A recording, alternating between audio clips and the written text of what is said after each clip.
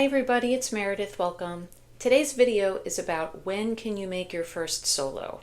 Now if you're a student pilot, I'm sure this question is on your mind quite frequently. You've been training, studying, hoping for that day when your instructor hands you the keys and says, all right, you can go make a couple laps around the pattern by yourself. This is a really cool day in a student pilot's career. I remember my first solo, not quite like it was yesterday, but I remember it pretty well. In fact, I've got my very first logbook sitting here from when I was a student pilot. My very first lesson was in August of 2001, just a couple of weeks before September 11th, which really changed things quite a bit for us because I was training in the Washington, D.C. area. And at that time, we had lots of new restrictions placed upon us. So it was quite a challenging time to solo or to be a student pilot. But I remember feeling really good about my flying, and I'm looking here at my logbook. My very first solo flight was on April 10th of 2002. So the following spring, after things kind of settled out and I got a good amount of confidence and practice in. And at that time, I had about 30 hours of flight time. Now, today, as the owner of a flight school and a flight instructor, to me, 30 hours to solo really isn't a big deal, especially considering all that we have going on today here in the Jacksonville area. It's very busy airspace. Florida, there's just lots of flight training going on, lots of people. To put this in perspective, our home airport, Craig, averages just over 500 operations a day. An operation is defined as a takeoff or a landing that's cleared by the tower. We've seen days when the average exceeds 1,000 operations a day. That's a takeoff or a landing every minute all day long. Craig is the 13th busiest towered airport in the state of Florida, well exceeding the daily traffic volume of Jacksonville International. And what I want to talk a little bit about today is you have to give yourself some grace and give your instructor some grace and be realistic about what's actually involved in being pilot in command of an airplane.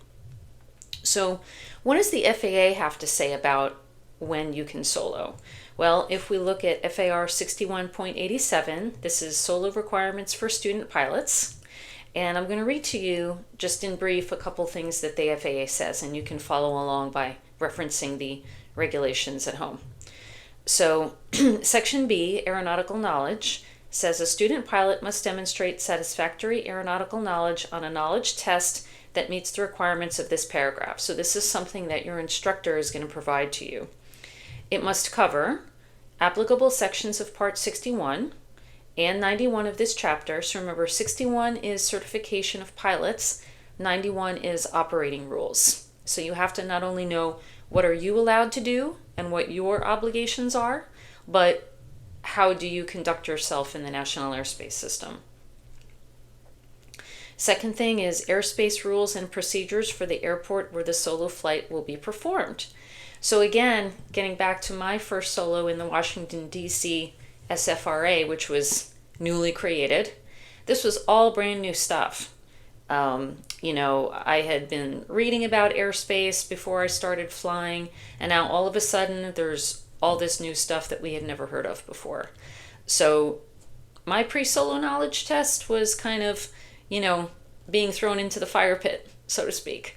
And a lot of student pilots today that are flying in certain areas may also have some unique challenges. Here in the Jacksonville area, we have a TFR around the Mayport Naval Air Station, where they occasionally fly a drone that's apparently the size of a Boeing 737. So student pilots have to know what the deal is when flying in and around the Mayport TFR. So wherever you're at, you have to learn your airspace and the rules for your airport. Flight characteristics and operational limitations for the make and model of aircraft to be flown. So again, if you're soloing a J3 Cub, which few people do these days, but you might be doing that, you have different things to learn about your airplane than someone who is, let's say, learning to fly in a Cirrus SR-20 with all glass cockpit or anything in between. So you really have to be the master of your machine is the bottom line. And a lot of student pilots think, well, I'm just a student. I don't really have to be an expert on my airplane. Well, you do, because when you're in it, flying it, you're the only one there. You are the pilot in command. So I've said this a million times, the airplane doesn't care who is sitting in the left seat. It doesn't care whether you are a student pilot with 15, 20, 30, 40 hours or whatever, or you're an airline pilot flying general aviation aircraft and you've got 20,000 hours of flight time. Flying an airplane by yourself is a lot of fun, but it's also a huge responsibility, especially if the unexpected happens. Before you make your first solo, ask yourself how you would respond to an in-flight emergency. We can't predict or train for every possible scenario, but if there's any doubt in your mind about your ability to maintain control, both of yourself and of the airplane, you're probably not ready to solo. So the next paragraph in 6187 that is relevant to you as a student pilot is paragraph D, maneuvers and procedures for pre-solo flight training in a single-engine airplane. This is, of course, assuming you're training in a single-engine airplane, which most of you are. A student pilot who is receiving training for a single-engine airplane rating or privileges must receive and log training for the following maneuvers and procedures. And there's 15 things here, including pre-flight procedures, taxiing, run-ups, takeoffs and landings, including normal and crosswind. We're going to talk about that here in just a minute.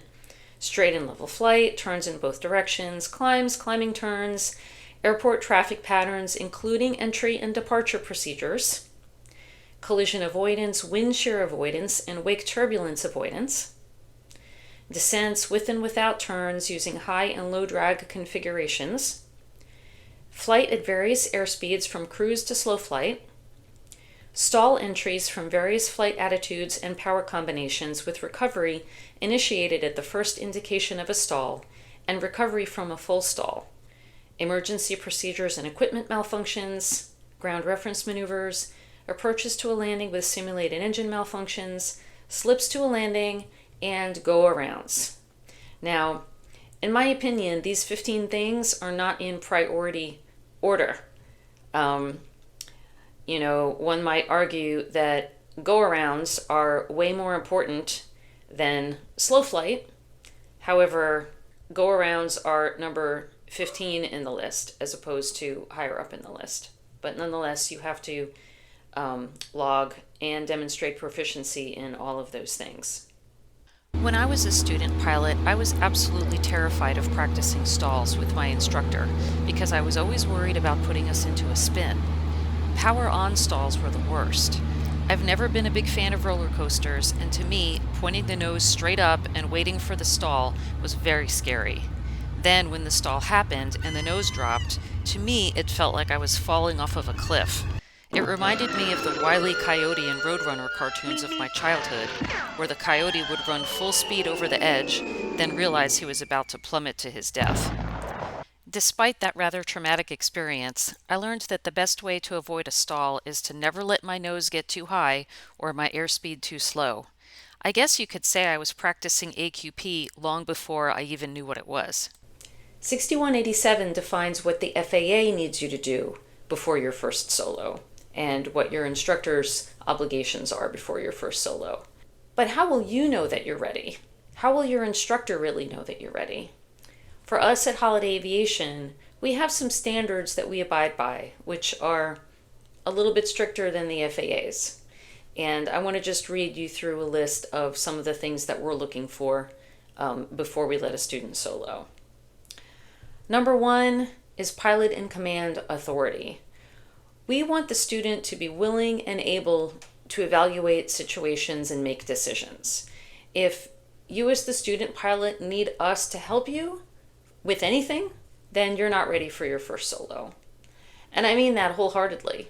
We should be able to just sit in the airplane as ballast, fat, dumb, and happy, and not say a darn thing to you while you fly around the pattern or to another airport for your evaluation. Now, we may intervene and present you with a simulated emergency, and in that case, we want you to just deal with it the same way you would deal with it if you were by yourself. And this is the only way that we can both really be sure that you're ready. Just because you've checked the boxes of 6187 doesn't mean that you're ready to be pilot in command. We're also looking for sound judgment, and this gets back to the good old I'm safe checklist. You guys know that one? We have to make sure that we are free from illness, we're not taking any medication, we're not stressed out, we're not jacked up on alcohol or medications, and we've eaten something before we've flown, so our blood sugar doesn't tank. So we're looking for students that come to the airport well rested, prepared, good cognitive ability, speaking clearly. You know, if we see any signs of someone who's a little bit spaced out or stressed out, this is a red flag, and we're not going to let that person solo until we figure out what's going on. We want the student to really have a good understanding of the weather and make good decisions about whether or not to fly, pun intended. So again, depending on the area of the country where you're flying, you could have different situations weather-wise to deal with than we have here in Florida. So right now it's the middle of June and the thunderstorms are already popping up, like literally right now. It's about 2:30 in the afternoon as I'm recording this, and I'm hearing some rumbles of thunder. I see it on the radar. So this is commonplace weather situation we have to deal with here in Florida. You may have different issues where you're at. So your instructor needs to make sure that you are able to make good decisions based on those factors.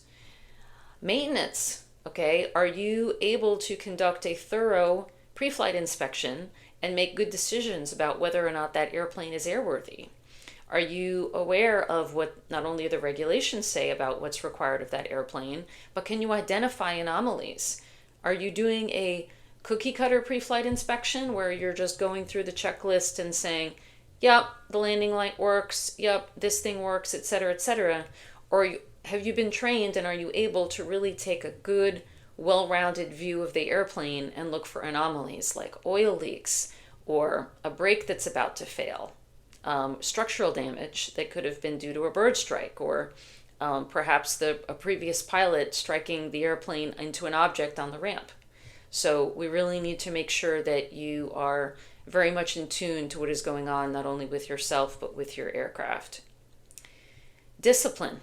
We need to see students that are very disciplined with checklist usage. Okay, this is why the airlines have such a good safety record, is because they are very disciplined with their checklist usage. We need to see students that are conducting good briefings before engines start, before takeoff, before maneuvers. You know, are they clearing the area? This is something commonly we see students neglecting, is that they're not looking out the window enough for traffic, birds, or other things that could get in their way before they're practicing maneuvers. Callouts during the takeoff roll. Again, this is an airline standard, okay, for making sure that the aircraft is performing according to expectations and that you don't allow it to take off if it's not performing to expectations. Why would an airplane that you're flying as a student pilot not perform due to expectations? Maybe a magneto has failed. Maybe there's fouled plugs, so the engine isn't producing enough horsepower. How are you going to know that the engine's not producing enough horsepower? Well, maybe the static RPM isn't as high as it's supposed to be. Maybe you haven't factored correctly for density altitude and you're using a lot more runway than you anticipated.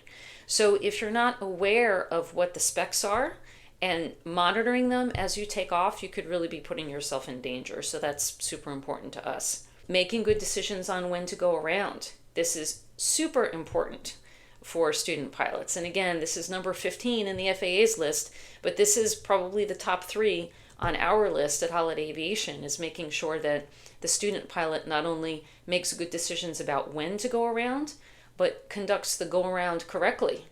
If you botch the go around, you could crash the airplane. So we don't want that happening. Not on our watch. Next thing we're looking for is personal maturity.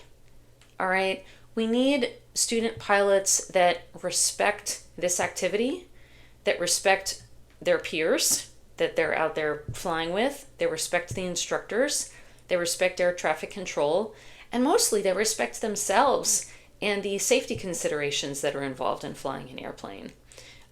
This also relates to hazardous attitudes. If you look in the FAA handbooks, you'll see reference to hazardous attitudes in pilots, including macho, resignation, basically personality issues that could prevent the pilot from performing correctly and safely. Really just making sure that the student pilot has a professional attitude toward flying, that they're not treating this like a casual recreation activity, that this is serious business and they respect it. Solid stick and rudder skills. All right, you don't need to be perfect pilot. This is not a Top Gun training class, guys. I'm going to send you up against the best. Yes, sir. You two characters are going to Top Gun. I feel the need for speed. We just need to make sure that your stick and rudder skills are solid. Specifically, when you're taking off and landing, it's smooth. We're not holding the nose wheel on the ground during the takeoff roll until 70 knots in a Cessna 172 and causing a nose wheel shimmy. Okay, you may or may not break the airplane doing that, but it's just really bad form. It can actually cause maintenance problems. And I've seen a lot of student pilots coming to us from other flight schools that were just never taught that discipline. So you want to be nice to your airplane and it'll be nice to you, right? Just like you probably heard in health class in school, if you're good to your body, it'll be good to you. It's the same thing with the airplane. We need to see correct and consistent inputs and follow through during crosswind takeoffs and landings. So again, let's say that I'm taking off with a crosswind from the right. I need to see in my student pilot that aileron fully deflected into the wind as they begin the takeoff roll. And then you meter it out and you take off, keeping the airplane aligned with the runway center line. Similarly, on landing, we need to make sure that we're correcting appropriately for the crosswind. And then as we decelerate after touchdown, we're following through with that aileron all the way into the wind. We see people neglect this, and I simply can't let you solo if you're not doing this correctly. I don't care whether it's a 3-knot crosswind or a 13 or 15-knot crosswind. The technique is the same and it has to be executed correctly every time, because if you only do it sometimes when you think it's going to matter, how do I know? How can I have confidence that when it actually does matter and you're out there by yourself, you're not going to neglect this or forget and end up off the runway? So discipline and good stick and rudder skills are extremely important. Minimizing float during the landing and not allowing the airplane to come in hot at a high airspeed and float halfway down the runway. I don't care if you're training on a 10,000 foot runway, you shouldn't need 5,000 feet of it to do a landing in a Cessna 172. This again gets back to discipline, where you have to make sure that, okay, I'm coming in at the proper speed, a nice stabilized approach, and I'm touching down in the appropriate spot. This is going to be on your check ride, guys, when you take your private pilot practical test. For a normal landing, the FAA says that you have to touch down at or within 400 feet of your designated target, whatever that target is, whether it's the numbers, the 1,000-foot marker, the second centerline stripe, the pickup truck that's parked next to the grass strip. It doesn't matter. You have 400 feet to get the airplane down and stabilized. If you're doing a short field landing, you have 200 feet.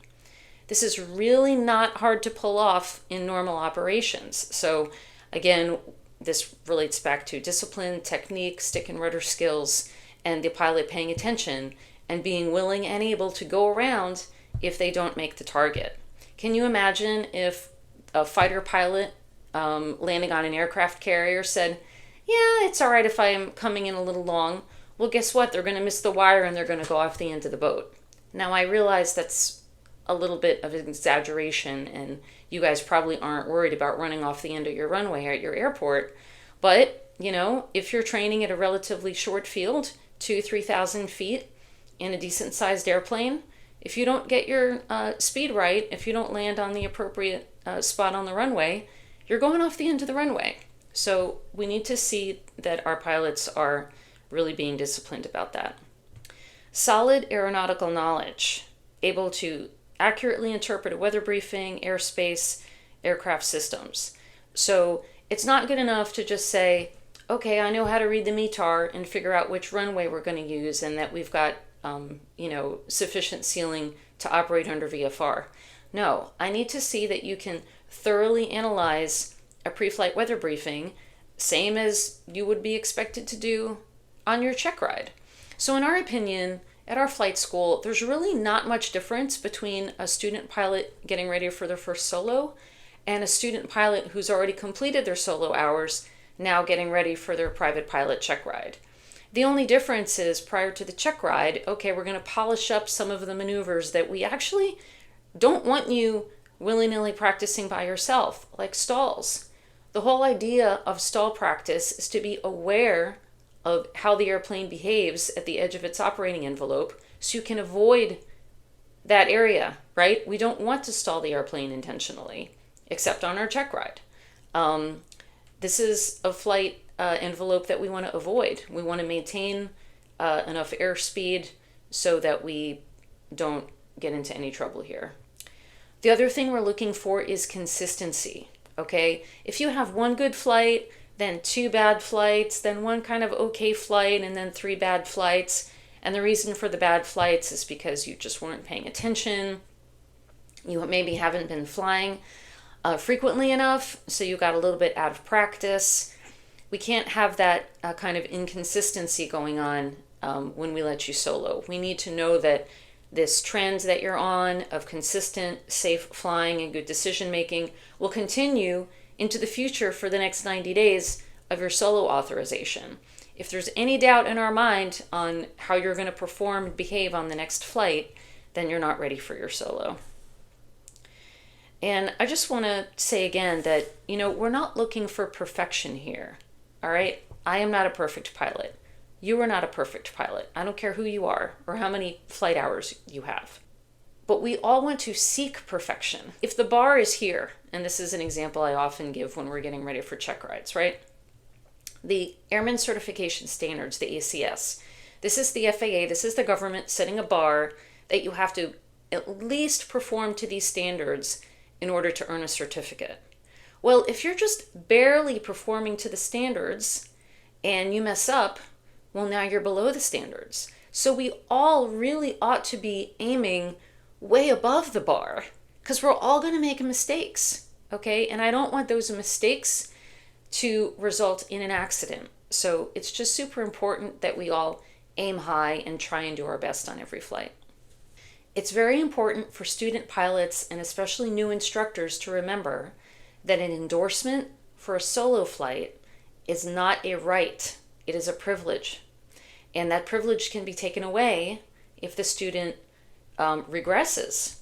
Let's say that they were training really well, performing consistently, and let's say on January 1st of this year, a student pilot earned solo privileges and made their very first solo that day. Well, then they go off on a vacation to Europe for a month, and they come back on February 1st, haven't been thinking about flying at all in the last month, and they come back and they want a solo. And now it's a windy day. Maybe they haven't really thought about that in a while. They could be setting themselves up for a problem. And if that student is allowed to go out and solo in that situation after such a lapse and makes a mistake or does something that could have injured themselves or someone else, the instructor really needs to talk to that student and revoke that solo privilege. You can do it. The power of the pen. You can simply exit out, take away the keys and say, hey buddy, you did a really good job before, but we've kind of regressed a little bit and we need to do some additional training before you can solo again. This doesn't mean the student is a bad person or a bad pilot, but this is just part of the checks and balances that we all have to have. This is especially critical if the student pilot owns his or her own airplane.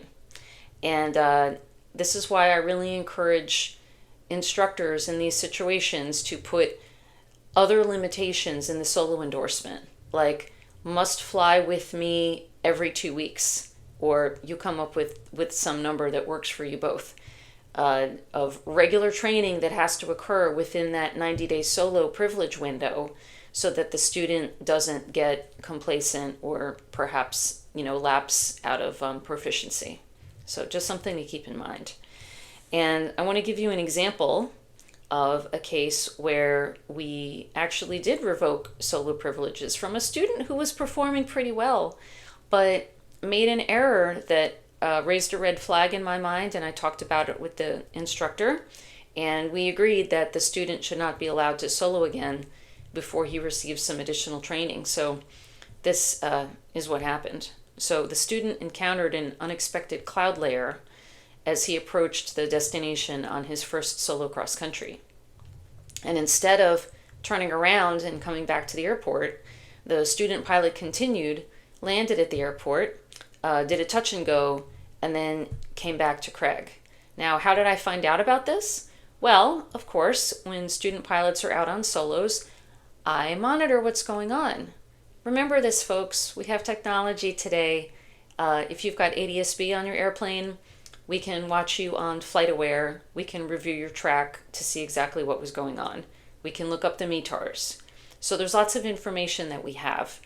Not that we're, trying to catch you doing something bad, but it's good for an instructor to monitor their students' performance. So I just happened to notice that this had occurred, and I confronted the student about it. And I said, hey, what did you think about the clouds as you approached the destination? And there was also an issue with how he joined the traffic pattern, which, wasn't a hanging offense, but just raised a red flag in my mind.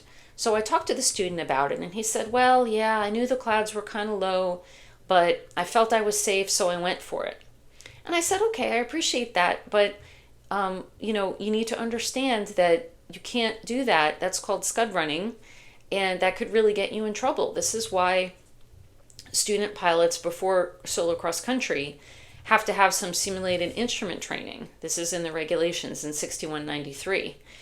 You have to have some training in how to control the airplane if the visibility should be reduced by fog, clouds, or some other factor, so that you can maintain control of the airplane and get out of the situation you just flew yourself into.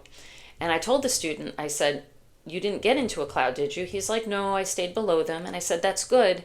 But again, if we're ducking down too low under clouds, we run the risk of running into a cell tower or an antenna or terrain if you're, operating in a mountainous area. We don't have that problem here in Florida, but we have lots of antennas and cell towers.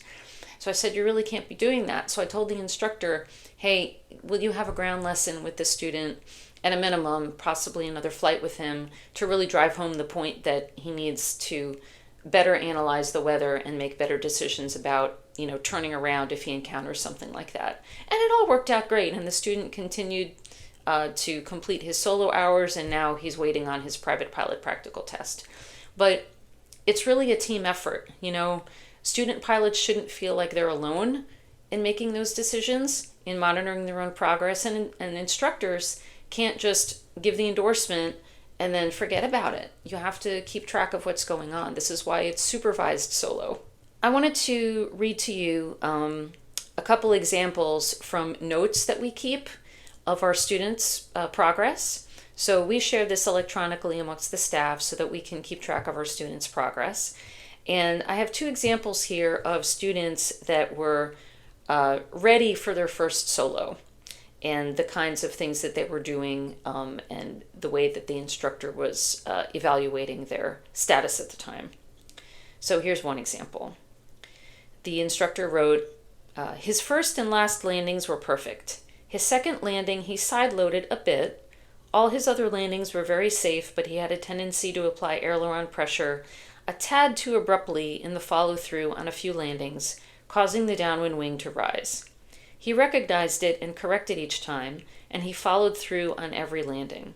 His approaches were perfect, and he had very good situational awareness in the traffic pattern. His wind correction in the pattern was good, except he drifted a tad on the departure leg on a couple laps. So again, a couple small mistakes, a couple things that could definitely be improved, but very safe flying. The instructor recognized that the student was self-aware, was self-correcting when he recognized he was making a mistake. And so that's the kind of student who would be worthy of a solo endorsement. Here's another example. Checklist usage and comms satisfactory. Once clear of the TFR, the Mayport TFR. I put him under the hood and had him do basic turns to headings, climbs, and descents. He did well with these, except he was pitched down a tiny bit, causing us to creep down in altitude a bit. Unusual attitude recovery was a little rough at first, but he was nailing them at the end. Next, I had him take me to another airport, and we did 5 crosswind takeoffs and landings. On his first one, his rudder usage was great, but he didn't give enough wing dip, causing us to skid on the runway a bit. So a little bit imperfect technique there, but the student had the right idea. Once I pointed this out to him, he did well. He also did not follow through on his first landing. All of his other landings were very nice, with the very all in caps, with a 12-knot crosswind component, so that's great. Flight back to Craig, I gave him a simulated engine failure that he did very well with. Landing at Craig, he rounded out a little too high, resulting in a firmer landing. So again, some things that need tweaking, but the student pilot demonstrated self-awareness, the ability to self-correct, and this student went on, I think, after another lesson or two to make his first solo. So now I have some examples of students who had logged all of the required training under 6187, but still were not ready for their first solo, and you'll see why. So here's the first example. Ground operations, satisfactory. Operations to a local airport, satisfactory. I would like him to verbalize instruments in the green a little better during the takeoff roll. The simulated engine out was satisfactory. He made the runway with a forward slip, almost forgot the forced landing checklist. 8-knot crosswind for 6 landings. First 2 approaches, he was coming in fast and high and wouldn't do anything about it until short final. The next 4 approaches were better. First 2 touchdowns, he wasn't following through and would notice the plane getting pulled to the side of the runway and not do anything about it. After discussing this on the downwind leg, he did better with the follow-through. He had 4 really solid landings, but 2 of them he flared way too high and just held it and had firm landings. He was aware of this. We discussed the hazards and the probable need for go-arounds when that happens. So again, this student isn't flying terribly, but he's not ready for solo because he's not taking the initiative to self-correct when he needs to. He's waiting for the instructor to respond, and that tells us that the student isn't ready to solo. Here's another one. Went south for simulated emergencies plus simulated instrument, and then back to Craig for pattern work. Simulated instrument was really good. Unusual attitudes nose up scenario was unsatisfactory because he only added a little power to recover. Again, with unusual attitudes, I like to say it's all or nothing. You're either going to pull the power to idle if you're in a nose-low descent, or you're going to add full power if you're in a climb and losing airspeed. There's no reducing power a little bit or just adding a little power. And that tells us, again, that the student hasn't drilled this and isn't triggered to initiate the correct response. First simulated emergency, he got to 75 knots while doing the emergency checklist. So again, way above best glide speed for this airplane. And was not looking outside. He chose a field to land instead of figuring out where the wind was coming from and flying to the departure end. He opted for a straight in and was doing a side slip from 2,000 feet down to 1,000 feet. So again, the student hadn't really mastered the technique of circling off the departure end of the runway down to about 1,500 feet and then turning onto the downwind and just making a normal landing. He was trying to shoehorn it in from 2,000 feet on a short final using a slip, which didn't produce a very good result. He also turned off the master during the simulated engine failure and then tried to use flaps, and of course the flaps didn't work because the master switch was turned off. He also tried doing the forced landing checklist before the engine failure checklist. Caught himself halfway through. I told him that there was a fire and he was at 2,500 feet and he flew me into the middle of a field full of baby trees and did not set up correctly and would have landed me off field. So again, just didn't handle the scenario correctly. Told him to take me back to Craig, and he said he would level off at 2,000 feet and enter a left base for 2-3. He was flying me to a setup for a right base to 5. So the student pilot misjudged the airport and his entry to the traffic pattern. So again, this indicates that the student isn't ready to solo because he's not able to figure out how to join the traffic pattern. That's actually in 6187D. That's part of what you need to do, according to the FAA. When I asked him why we were flying to the right base for 5, he said because, quote, he drifted while doing his checklist. So again, just lack of self-awareness and situational awareness. Last landing was my biggest issue. He came in short and added just enough power to make the runway, but not enough to not get slow. So poor energy management. This is a biggie, all right? Look, again, your landings don't have to be perfect. All of my landings certainly aren't perfect. Nobody is perfect all the time at landing the airplane, but you can't let it plop in like that. You have to know when you should add power, when you should go around, and don't let the airplane get in that situation. A lot of resignation here due to the frustration of his training, but then he apologized to the instructor afterward.